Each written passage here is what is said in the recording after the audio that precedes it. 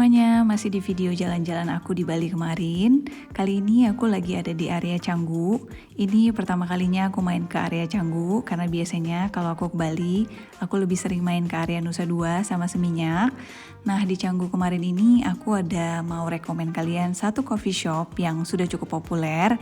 Dan mungkin kalau kalian udah pernah ke Canggu, kalian udah pasti tahu. Namanya Hungry Bird Coffee Roaster. Mereka terkenal dengan perkopiannya dan juga mensuplai kopi dalam skala besar untuk ke beberapa coffee shop. Dan juga mereka nyediain barista training. Jadi kalau misalnya kalian mau buka coffee shop baru gitu, mereka bisa ngajarin awal mulanya, memandu kalian dalam pemilihan mesin kopi dan kopi apa yang harus diinvest supaya coffee shop kalian bisa berjalan dengan baik dan sukses. Ini sebentar lagi kita udah mau nyampe tempatnya. Dia adanya di sisi sebelah kiri.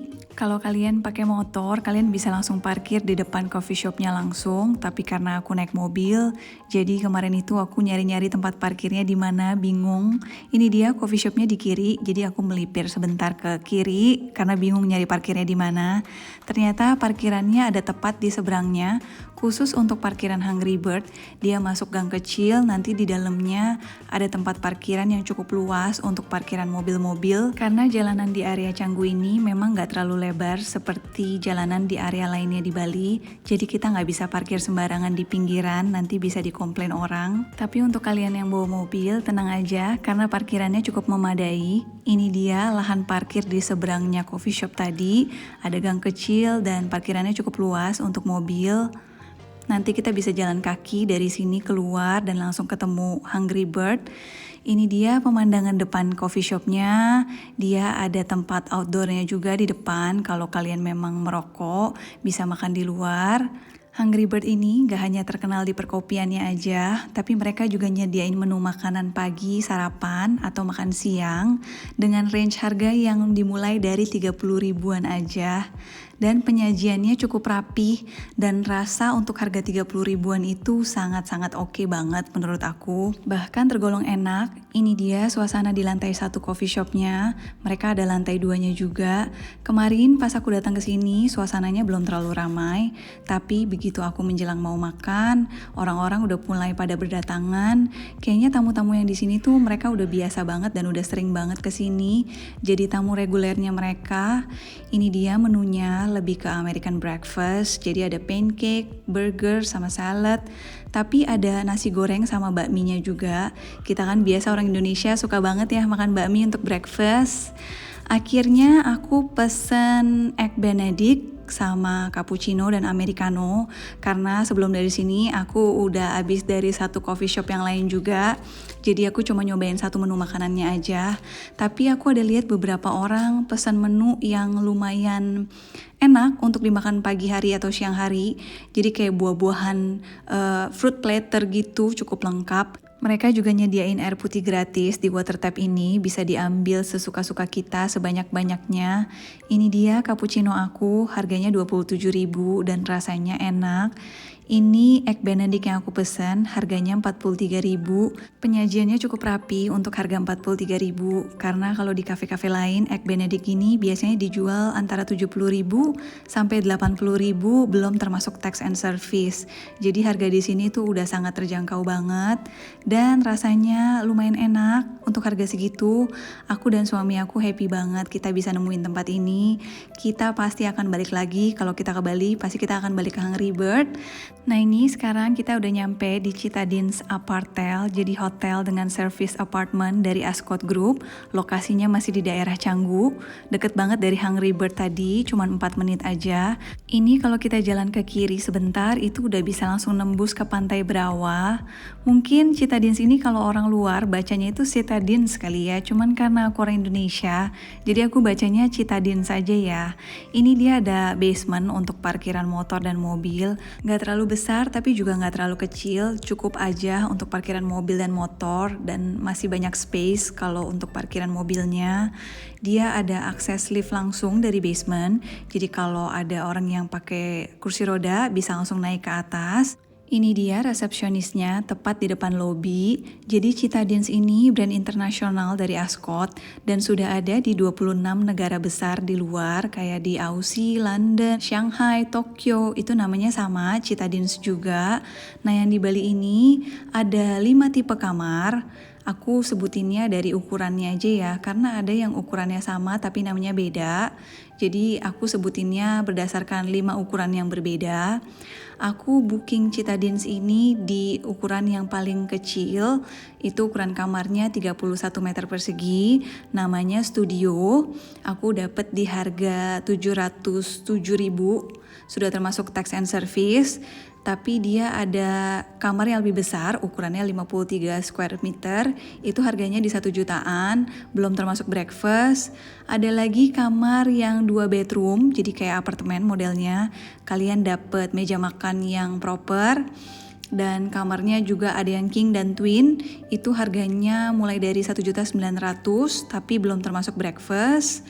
Ada lagi yang lebih besarnya di 200 meter persegi, itu udah kayak villa.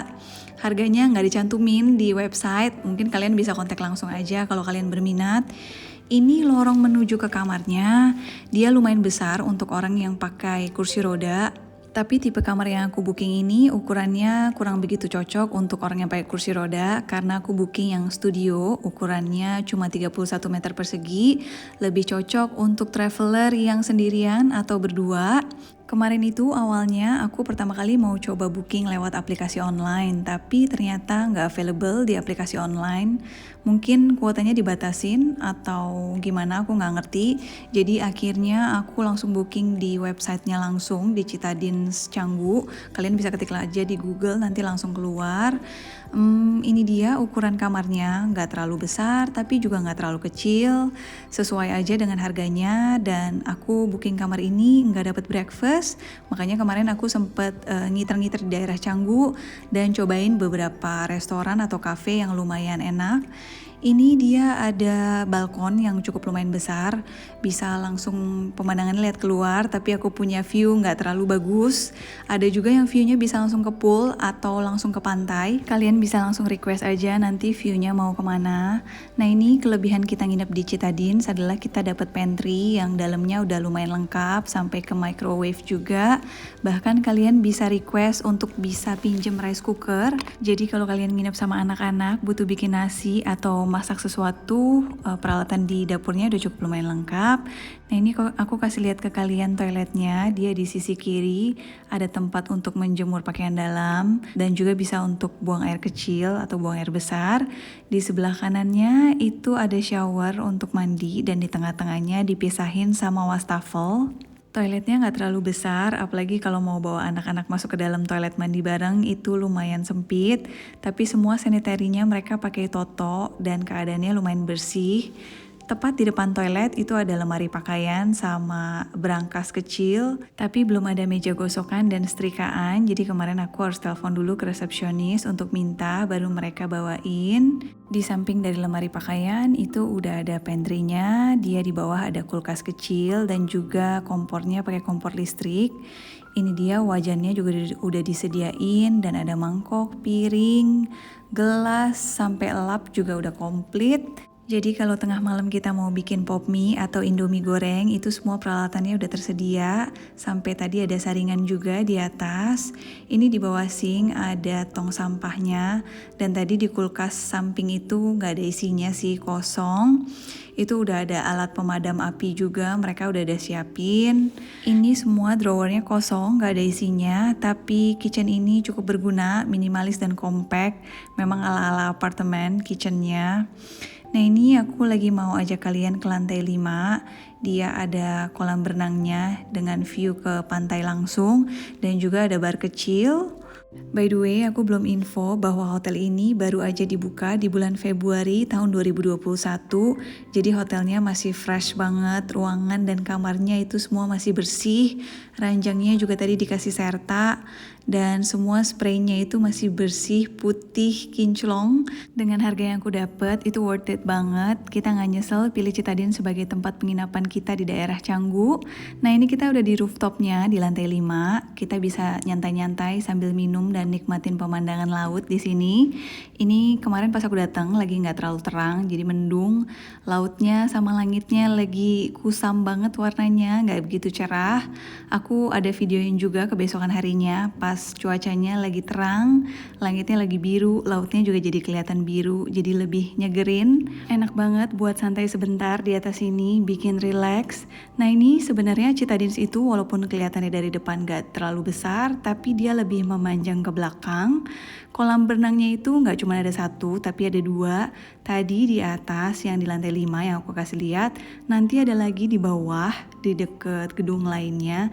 Jadi ini aku menuju ke belakang, dia ada gedung lain, ada beberapa gedung. Tapi lobinya cuma satu di tempat yang aku videoin kemarin, masuknya semua dari situ. Nanti di dalam ada jalan lagi ke belakang menuju gedung lain. Tapi ujung-ujungnya bisa nembus di atas ke semua fasilitas, termasuk fasilitas Sky Lounge ini kita bisa pakai untuk nyantai-nyantai.